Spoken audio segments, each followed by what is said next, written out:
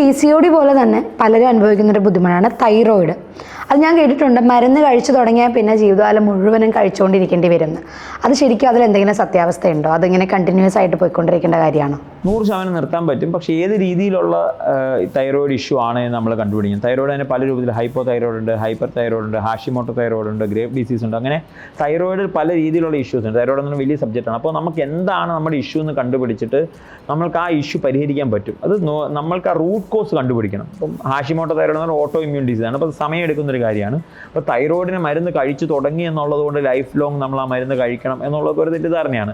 നമുക്ക് കൃത്യമായിട്ട് ഡയറ്റും അവരുടെ ഇഷ്യൂസും കണ്ടുപിടിച്ച് അഡ്രസ്സ് ചെയ്ത് ട്രീറ്റ്മെൻറ്റ് ചെയ്യാൻ പറ്റിയാൽ തൈറോയിഡിൻ്റെ ഇഷ്യൂ നമുക്ക് പരിഹരിക്കാൻ പറ്റുന്നതാണ്.